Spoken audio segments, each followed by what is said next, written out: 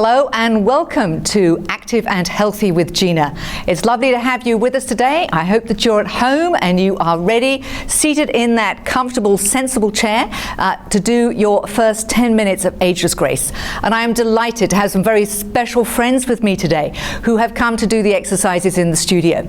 So on this side, I've got Zandra, and I have got Patsi, and I have got Carol, and we've got Rashied from the office again because we thought we'd balance it with 4 people. As we say, Ageless Grace is for anybody, whatever age. So thank you all for coming and sharing and being with us. They are part of my Saturday class. They've been coming to the Ageless Grace classes for almost 2 years. As you can see, they all look really fit, really healthy, which they are. My husband nicknames them the Ageless Rockers. So I'm very thrilled that they're going to be here today for us to be able to do the class. So the 3 exercises that we are going to do today, although we've got 4 bits of music. The first exercise is called Yo Baby. It's all of our stretches. So we're going to be just taking a stretch and holding it. So as always with Ageless Grace, the rule is voice of the body is always wise. So if this is the first time you're watching the show and you're taking part in these classes, find a solid chair. It can be without arms or with arms. Be barefoot and let's get ready to go. Second exercise we're going to do is get down and get up. So there's going to be a little bit of stretching down to the floor and up. And the third one is called Dance Party. And that's about emotional expression. It's about moving your top. It's about moving your legs. And you'll see these girls all love and have great dancing feet. So let's get going. Let's start with these stretches. And with our Yo Baby exercises, we're going to do 10 minutes of Ageless Grace. Okay, let's start with our hands up. So we're taking a nice big wide stretch and we're just going to hold it up and stretch those arms, maybe hold it back a little bit more. And then we're going to bring the hands together overhead. We're going to clasp the hands, interlace the fingers, turn them inside out, and then we're looking up. Look up to your hands, look up to the ceiling, and just hold for a few minutes or a few seconds.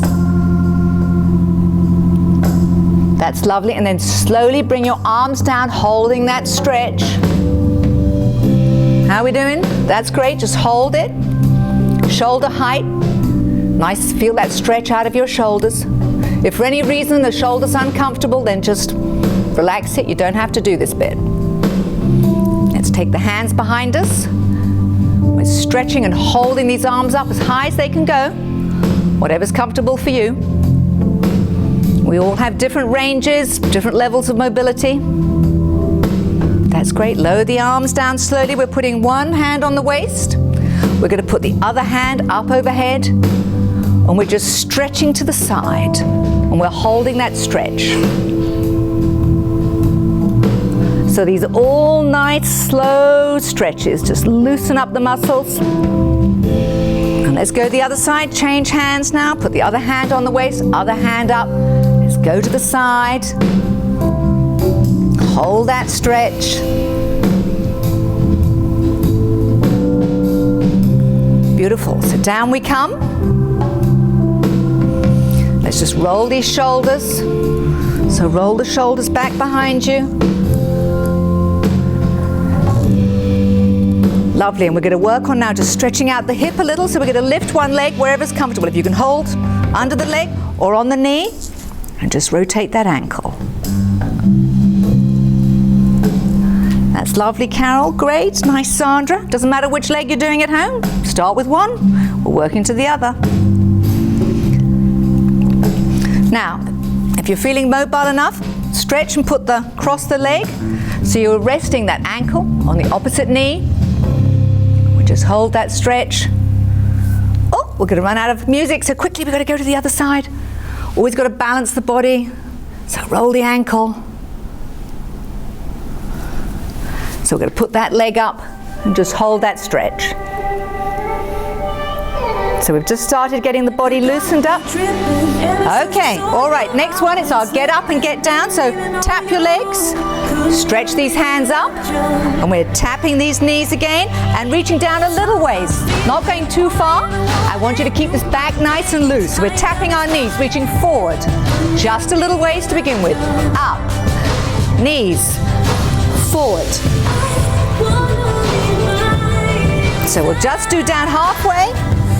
Now the next time we're going to go all the way down to the floor if you can. So knees and floor, and knees and up. So we're not doing it too fast. So we're just going up and down, hands up, knees down to the floor. So just find your own rhythm and pattern. Lovely. So we just stretch out this back and whole body. We're going over the heart line, which is making this heart go a bit faster. And we're going to switch now to doing it with one hand. So one arm. So tap leg. Up. Tap. And just down a little to begin with. We're not going all the way down to the floor. We're just going to do 3, reaching a little way. So you're not going to get too far out of your own range. And then now we're going to go down to the floor. Floor. Knee. Up. Let's pick up the pace a little. Up. And up. How's everyone doing? All good? Are they all still breathing? It's gone quiet back there. They're normally much noisier than this in class. Last one on this side. And we're doing the other hand. So tap, up, tap and just a little way down, not the whole way to begin with. Just make sure this side's nice and loose as well. Okay, now all the way down to the floor. Come on, let's go. Up and down. How are we doing at home? It's nice and easy. Just getting this back going. Lovely. Now we're just going to clap and tap the hands. So tap the knees twice. 1, 2, clap. 1, 2, and we're going to go overhead. And reach as if to the floor, but not the whole way down. Up to 1, 2, 1. And down a little ways. And we're going all the way to the floor. 1, 2, tap, 2, up, 2. 1, 2. And let's do some singles. So singles, knees, floor, knees, up. Oh yeah, these guys are good. How are we doing at home? Finding your pace to do it? So good. Get that heart going. Brilliant. Well done, everybody. Okay, so these last ones, we've just got 2 dancing ones. We're going to start with these upper arms and the shoulders. Let's shake. We're doing a little dive in the chair. Bounce these legs as well. Lift one leg up. Woo! And let's take both legs out and in. So get these hips nice and loose. Hands out as well.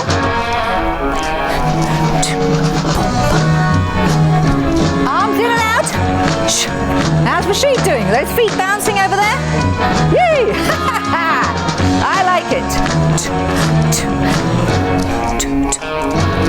Back to a little march and let's get the shoulders shaking. Shake the shoulders forward.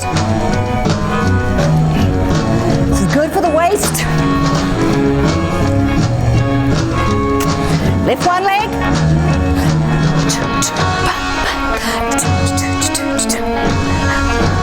And go. Legs in and out. In and out quicker.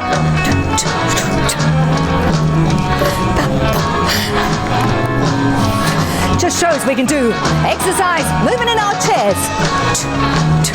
How about crossing these legs and arms? Are we going quite fast here? I'm sorry, these little chairs are slippy. You have to find a chair at home that you're not going to slip in. Bounce these legs. Slow. So that's one of our dance ones. We have to make sure we get lots of dancing in. So we're going to keep this heart rate going, keep these legs going a little bit further. Let's get going with kicking these knees in and out.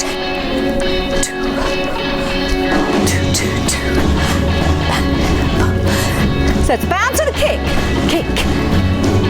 Zandra's legs bounce so quickly, so do Patsi's and Carol's. Oh, these girls are fast. I can't keep up with them. And we're going to do one heel to the side and in, and the other side. Point it with the finger as well. More of the body parts we're using, the more the heart's going to have to work a little bit harder. It's only 10 minutes. We can all do 10 minutes. Rocket girls. beauty of this song, or these dance party tracks, that it's about your emotional expression. You dance the way you want to. And kick it, toe forward.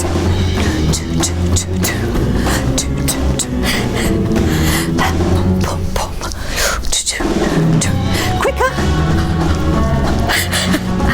Oh yeah. How's that heart rate going, Rashied? You still with us? Oh good. Just checking. Patsi? Yes. Zandra, all right? Yeah, Bob. Okay. Both knees. Heels out, back. Shh. Woo. Gotta keep these bodies moving.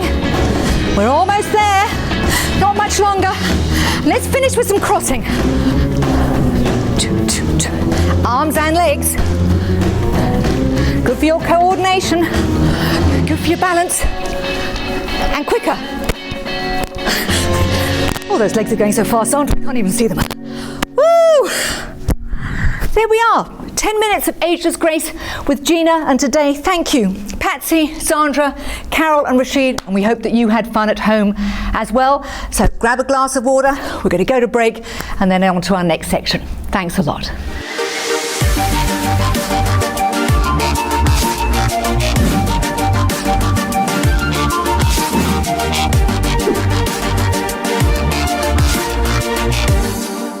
Welcome back to Active and Healthy with Gina. I hope you enjoyed your exercises. I hope you've had a quick breather, grabbed some water. Important to stay hydrated and ready for today's subject, which is going to be decluttering. Now, this is a subject that is going to be relevant for anybody of any age, because the reality is, even with the best intentions, we can end up hoarding, keeping too much stuff. And the reality is that as we get older, that stuff has just accumulated, and it is fair for you and for your families that you get to clear up some of that clutter. Because I know that when my sweet mum passed away, and she lived in a 3-bedroom house, a woman on her own, and unbelievable, every single cupboard was stuffed full of stuff. There is this universal law that you will fill the cupboards and the space that you have, you will fill. And then very often there's the overflow, boxes that go into garage, up into the loft, and you end up with all this stuff accumulated that you don't open for years on end. So it took us, my sisters and I, it took 10 weeks. We were lucky that we had the time. We took the time to really be able to go through her things slowly, because there were so many precious memories with so many different, whether it was a piece of clothes, even some old jumpers of my dad, who had died 7 years rather, previously, was still around. So there were things that we wanted to go through, and luckily we had a really good relationship. So it was very much a process of sharing, of sorting the things that if one sister wanted something, the next time there were things that all of us wanted, it was like, okay, now it was my time to choose that I would like that. So it was really, really shared. It was not one person grabbing things, which does sometimes happen. So it's not that this is going to be a morbid subject, because this subject of decluttering, I don't mind whether you're 25, 45, 65, 85. The truth is that we all have lots of things, and if something did happen to us tomorrow, somebody is going to be responsible for clearing those things out. So it is so much nicer that you have actually had things allocated to the people you love, that if you know you have a child, a son or a daughter who loves a particular picture, well then it has been specified, it's written down, everyone is in agreement that this object is going to go to this loved person. It was really nice in my husband's family that my mother-in-law sat down with the children, and so she was in her mid-80s, and said, great, let's get clear what everybody wants, and so that you all choose your favorite pieces. So they all chose their favorite pieces, and yes, 1 or 2 of them might have wanted the same piece, but again, they alternated and they took turns. And what it meant is that everybody then had the favorite piece that they wanted to hang on to, that was going to be a special memory for them going forward to the future. So I really suggest that you do that. And she also took the time to choose presents for all the grandchildren.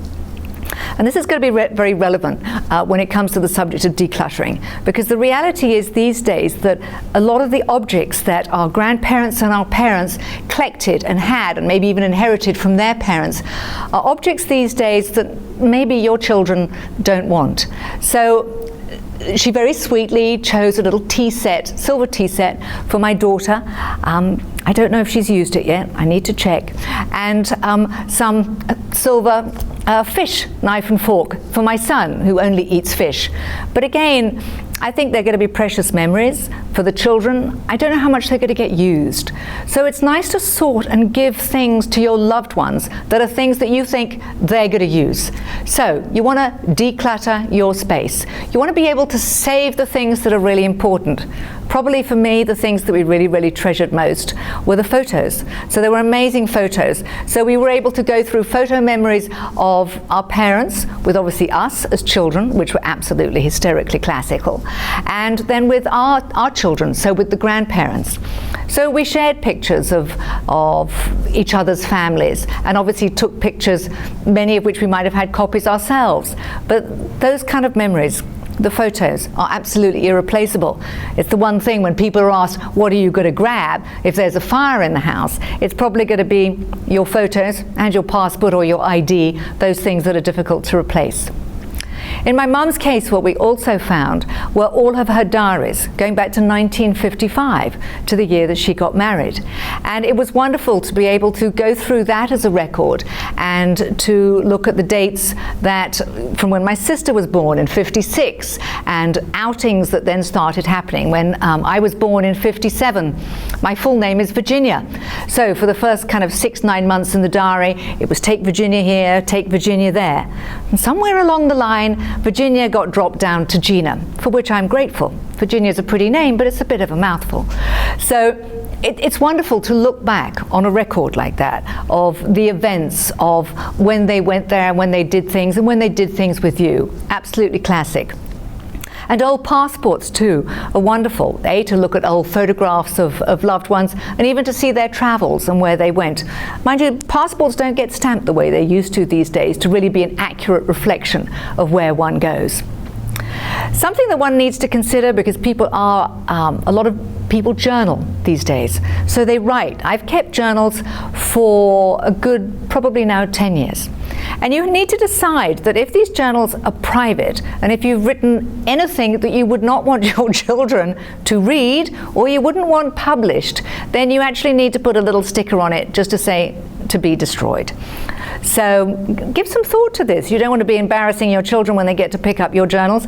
And so destroy, ask to have destroyed those things that really are strictly personal and private to you.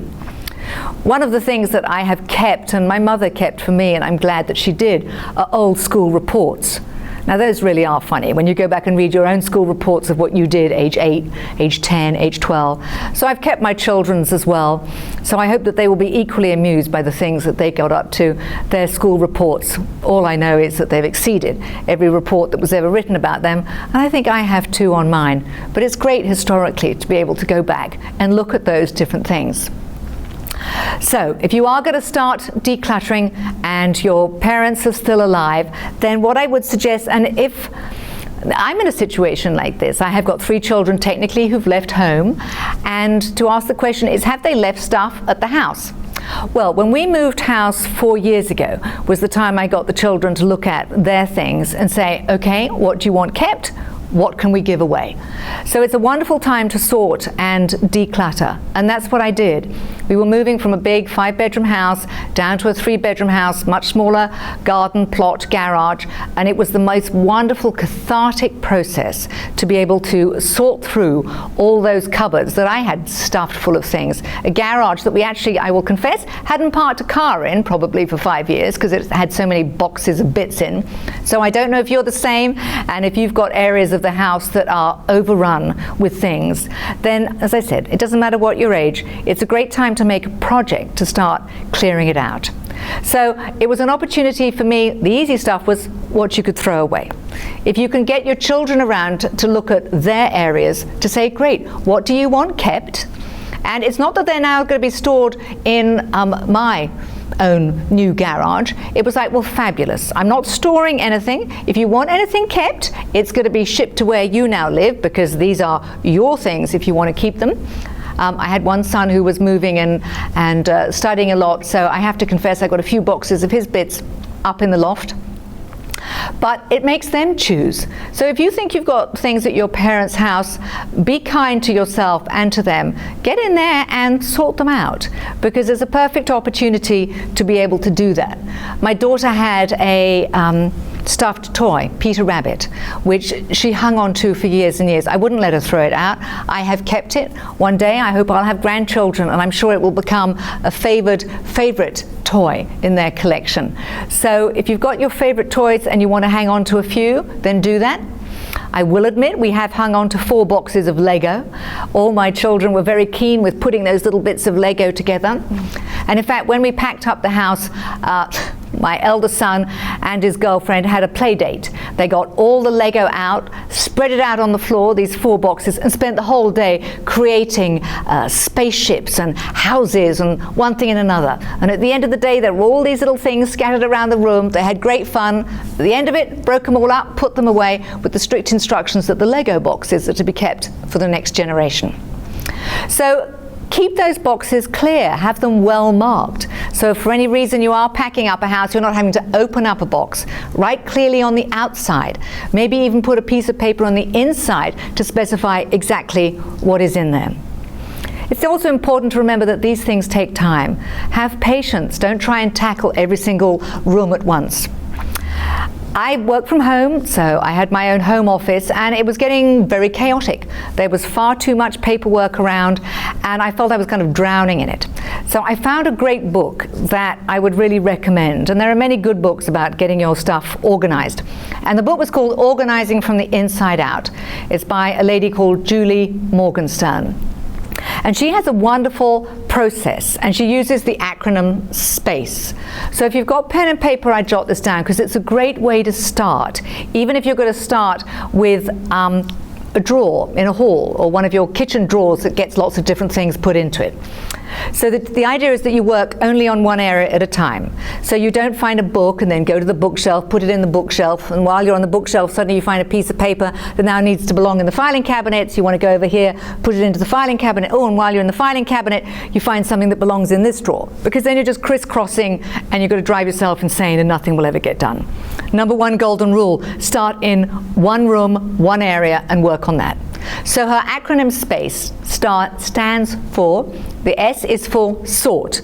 So when I got into my office, I just sorted through all the different piles of paper and I put them into the different relevant subjects, whether it was to do with my finances, with my business, with the children, with family. So they were all in files. So you just sort everything. Then you purge it. The P is for purge. So now you start going through the piles and there are things that you can definitely throw out.